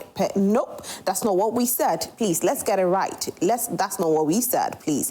We just mentioned one person. We never said all of them were so. Thank you very much. The debate is very right as they are trying to prevent a very bad precedent about to be set by a so-called Democratic Party to the judiciary. There is a huge difference between the removal of the EC chair and CJ, and Nanaya is much aware that the cause of the removal of the EC chair was mainly as a result of fighting with their own deputies. What the NDC is trying to do in the name of due process is to make the term of the CJ tantamount to that of the president who appoints him or her after the final removal of the CJ, which is eminent, will now have 2 arms of government. Okay, let me read your final submission, okay, because it's a bit long, so it's difficult. I can't read all. Okay. All right, so it says, my regards to Honorable Ebenezer Nati. His comments on matters are overwhelming. Thanks. Nanton Du says so. All right, so Master Planner from Junior from Kingston Post says that President Mahama said when he's voted to be the president, he will also appoint NDC judges to the Supreme Court. So the NDC lawyers should start preparing. I can confidently say that all the 7 judges are NDC members in fulfillment of his promise. Ghanaians are watching closely. No third term for Mahama in 2028. Can that happen? You know, that's quite, I don't know if Ghanaians will permit that to happen, that there will be a third term. But good morning, Arjia Roslin. This is Abdul Ganiu from Savannah region. Good morning. Mr. President, what has changed? What happened to the 15 you said Supreme Court justices should not exceed? Have you asked Ghanaians whether they want the number increased or reduced? For which reason you have added 7 more, making 19 or 20? You are a walking contradiction, a personification of hypocrisy. One of our most dishonest politicians of this generation. He looks in the face and tells you a lie. Okay, so he's lied to you, that's what you're saying. Hassan Cisse from Zeno Central. Good morning to everyone. The NPP can demonstrate till thy kingdom come, or if they want, they can go and burn the sea, since that is their democratic right. But it will be exercised infidelity, and they should be telling us their interest if the CJ remains in office. Let me plead with YEA and Zoom Lion to sit down and have a second look at their terms of contract so that both parties will still be engaged working for our state. Ian Metal Nunu. Hi, Ian Metal Nunu. Hope you're well. He says, good morning, beautiful Rosalind. Thank you so much. Let me just quote the words of the suspended Chief Justice. You can make all the noise, but the law is a law. Honorable Ebenezer, upon all the reasons you and your party are going for the health work, have you cited one illegality done by Mahama in this process? No. But the elephant and its friends, as usual, push a malicious, selfish assumption that Mahama wants to go for a third term. Mahama is ending his term in 2028 and will leave a lasting legacy. Wish you luck in your health work, my brother, Honorable Eben E. Metonunu Jr. Good morning, beautiful Rosie. Oh, he's been coming here. You don't know him? He's one of our panelists. He's been coming here. He's been coming here, yes. Good morning, beautiful Roslyn. So NPP don't know and have no shame like that. Come on, thank you to all you failed. Even from within, you demonstrated to remove Ken. It's never worked. Just the expose in corruption and looted state funds by almost every government appointee has stolen from the public purse. Is that not enough for NPP to remain indoors, or are they thinking solo? Simon says so. Good morning, Roslyn. JDM's intentions are clear. We cannot allow him a third term, please, okay? Good morning. Please, is the so-called movement for change... Okay, so he's trying to say that it's Nana Yao speaking to convince himself and his masters, or he's trying to make sense to we the viewers. Good morning, Roslyn. I think the so-called demonstration people are rather annoying the president to remove the Chief Justice. The president will sack the Chief Justice this week. Mark it on the wall. Robert Yankson from Cape Coast. Robert, are you sure?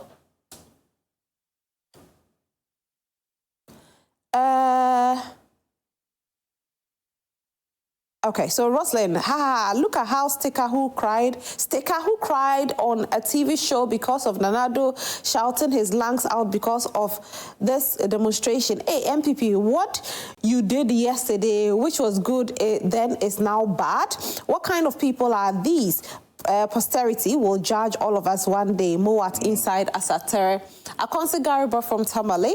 Good morning, Roslyn. We have three arms of government, and one arm is using all manners of frivolous means to sack the CJ in order to demolish the judiciary arm of government, and well-educated people are supporting this reckless move by President Mahama.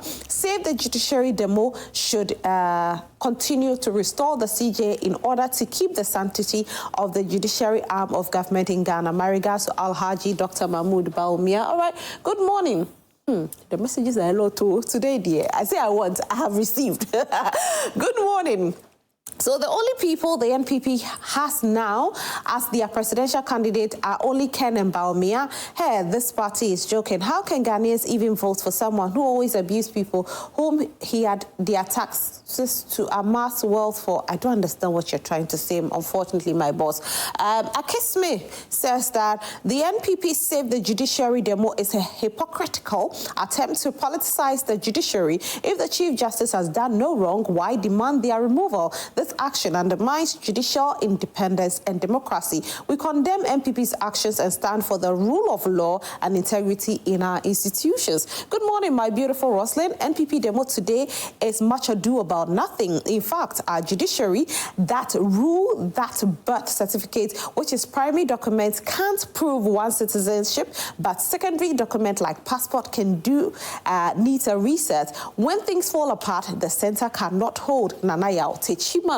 Good morning, Roslyn. All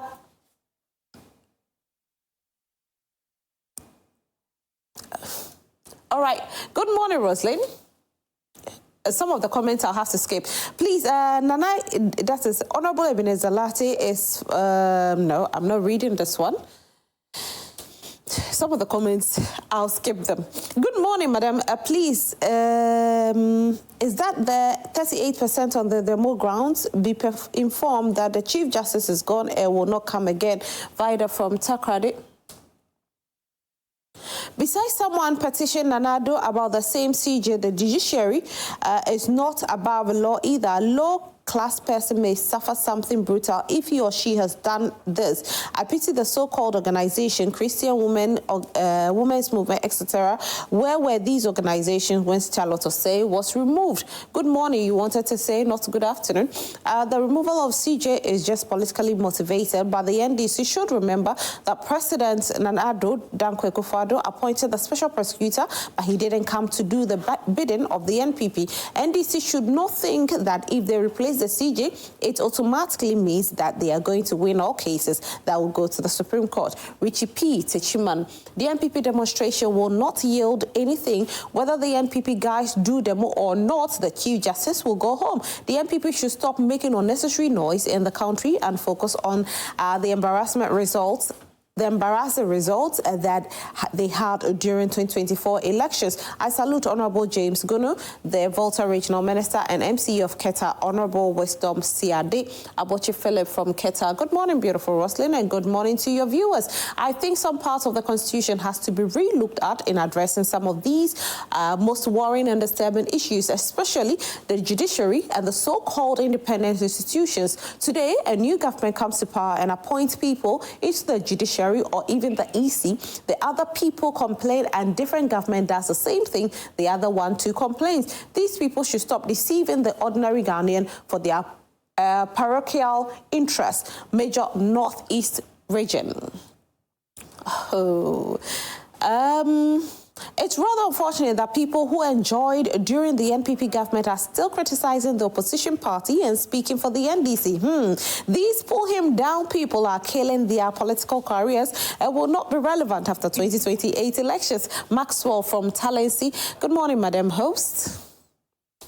Hey, today, dear. Is it true that the NDC spoke about packing the Supreme Court, but they were talking about known NPP judges who were sent there? In this circumstance, can they point to a known NDC card-bearing judge among the 7 who has been appointed by His Excellency the President? They should rather resolve their internal tangling. Majority leaders misleading their party. How could he say packing the court for his third time bid? Moses from Tripone.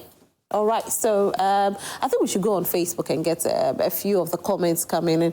So, good morning, Ajay Roslyn, and your respected panelists. Listening to the NPP man, they will remain in opposition for long. Just confusing. Okay, right. Too many messages. All right. Alhaji Hamza from Pig Farm. Good morning, Roslyn. One of the papers this morning has quoted Dr. Bawumia to have said that he is worried about the happenings in NPP. My dear, this is just the beginning.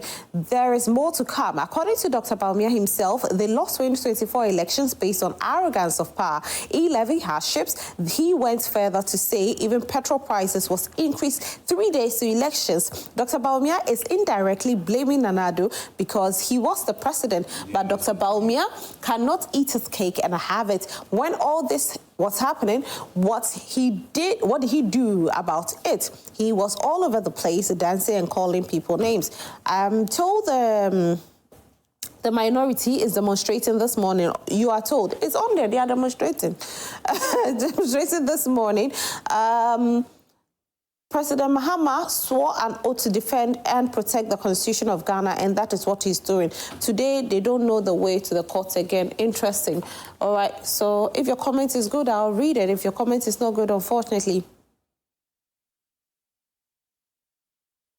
Okay, so please kindly ask the NPP man this question. Please let him answer straightforward. Which part of the Constitution has the President breached regarding the suspension of the CJ? He should tell us which article says that they claim what the President is doing is unconstitutional. Did you say that, Honorable? I don't think he said it was unconstitutional. They just said that they don't want a precedent that will be set and it will be difficult to break. Blueprint writes, and he's from Isikado, Kempton. If Ghanaians fail to rise and stem this canker of executives' influences on our judicial system to prevent these unwanted attacks on them, then a day is coming that nobody will be left in this quagmire. Let's rise and save the judiciary now. Greetings to Honorable Charles Bisu and Kennedy Ajapong. All right, so I'm going to go to Facebook pretty shortly and read a few comments. But whoa, the comments are a lot, you know.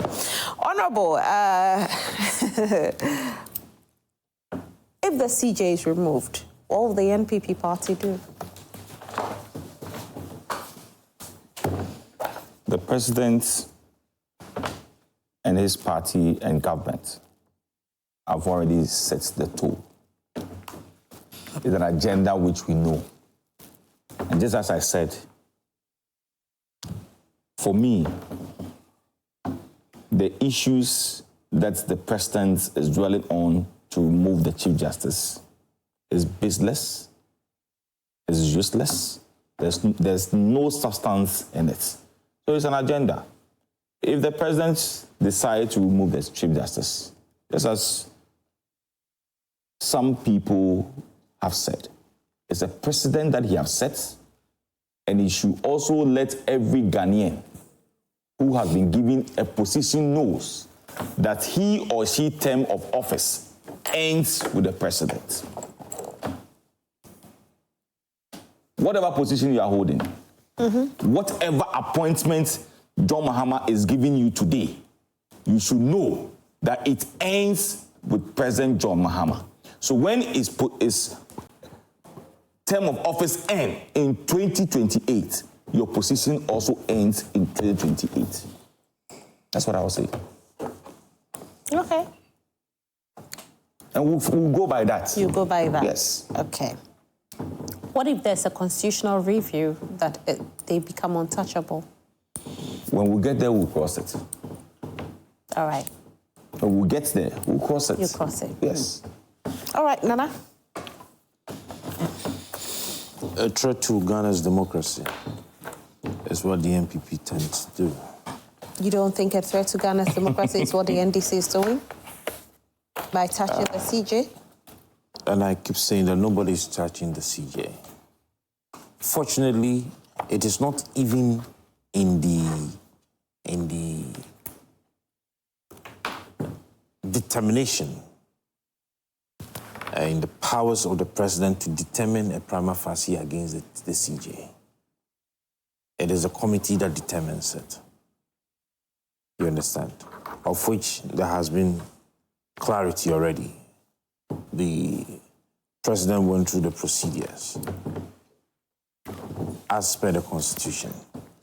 And so if he's following the procedures and somebody comes to say that he's setting a precedent, and for that matter, if you are getting an appointment, you should know that you're going with the president when his tenure of office is over.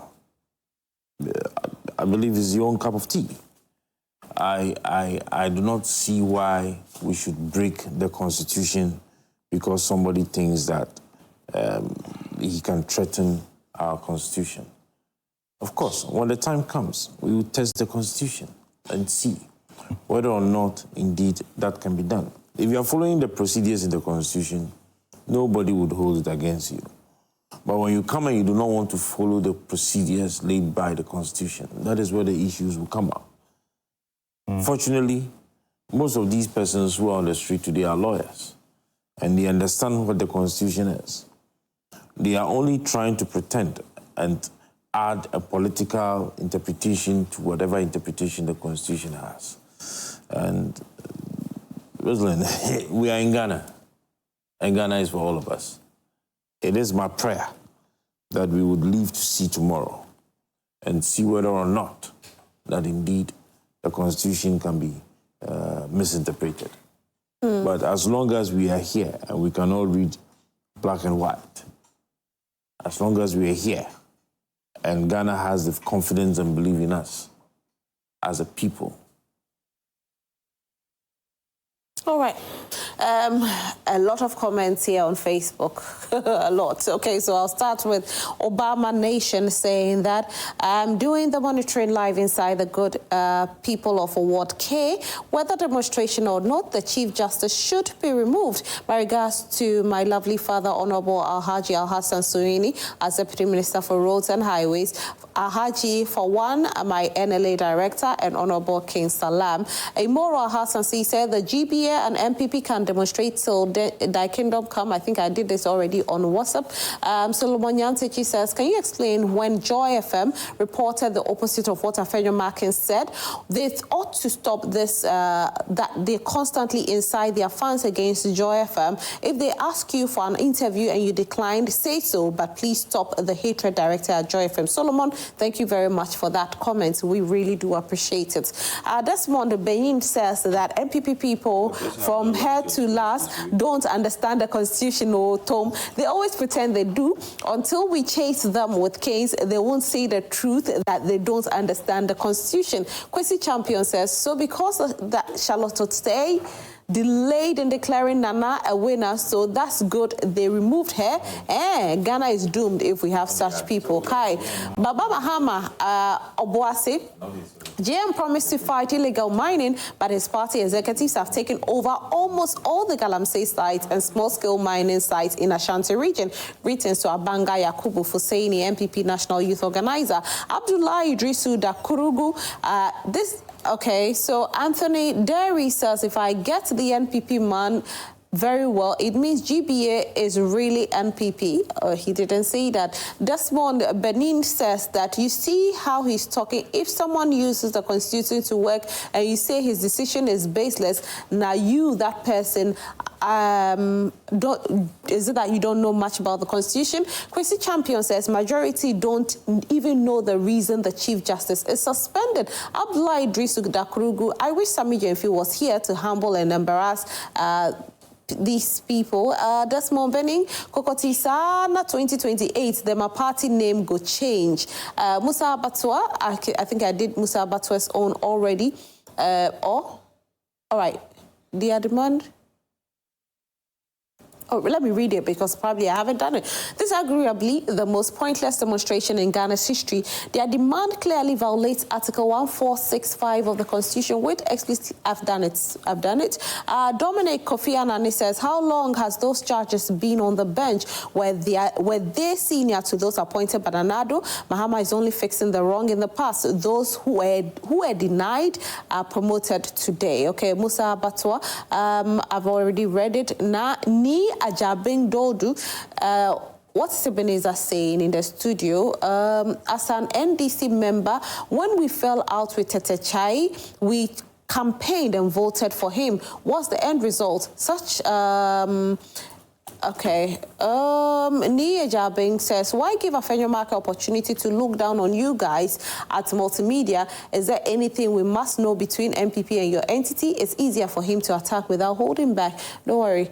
At the right time. Patrick Mensah, he's watching us from Liberia. Okay, Patrick, thank you so much. Mohammed Tofik from Kete Krachi. I disagree with your panelists who said that the president has done nothing wrong by removing the CJ. What is wrong is the fact that the whole thing is preconceived. Before NDC came into power, the president was on record to say that CJ must go because Ghanaians no longer have confidence in our court. Asidun Ketia and Mustafa Gbande were on radio to threaten that the CJ will be fired. So they are now actualizing their preconceived agenda. Rosalind, how is that right? Well, I think that you have a point here. Tofik replies and says that the president has never removed Ghana CJ. Maybe you are speaking for a different country because he's suspended and not removed. I don't know your level of understanding, but remove and suspension are not same. That's so true. And we've stated it clearly that the person is suspended and not removed yet. She could be reinstated. You know, she could be, she's only, you know, it's a process that's been followed. And the process says, yes, she can be on suspension as investigations are ongoing. Master Planner Junior Kintampo, President Mahama, said when he is voted to be president, he will also appoint NDC judges to the Supreme Court. And so the NDC lawyers should start preparing. I can confidently say that I think I read this on WhatsApp as well. Philip Abochi, the NPP demonstration will not yield anything. Whether the NPP guys do demo or not, the Chief Justice will go home. The NPP should stop making unnecessary noise. I think I did this one as well on WhatsApp. NPP gurus, your government didn't give you a job for almost 8 years and want to join unnecessary demo. I think if they have a job, definitely they will not come. But they should be ready for more demo because after the CJ, the EC will follow and their deputy. Sly Dumba says, he didn't mention it. Sly Dumba says, in fact, NDC is more truthful than the NPP. NPP party is full of arrogant, dishonest and violent personalities. Sly Greater Accra. Ebenezer Crown, just look at... Hamza Mohammed, okay, let me go to Salamatu, says that in fact, this Daniel Afum says, please do it for 4 years. Don't stop, or don't eat, or don't go home and sleep. Or Kwesi Champion. Simon Duva says that, all right, so let's see what we have. Musa Batwa. I've read his message of Kwesi Champion, okay, Kwesi Champion says that so it's because she's a woman. Nobody's saying it's because she's a woman. You see, when you're watching the show, you take your time, you watch the show to the end before you sometimes you send in your messages. You don't just jump to conclusion when you're sending your messages. Salamatu Yahaya says that, okay. Unfortunately, some of them are insults, so I won't read the rest. All right, so this is all that time will permit us with regards to reading of comments. A big thank you to my guests who joined me in the studio. Honorable Ebenezer Nate, thank you so much for joining. And Nana Yalsapon, thank you too for joining. It's been a great one this morning.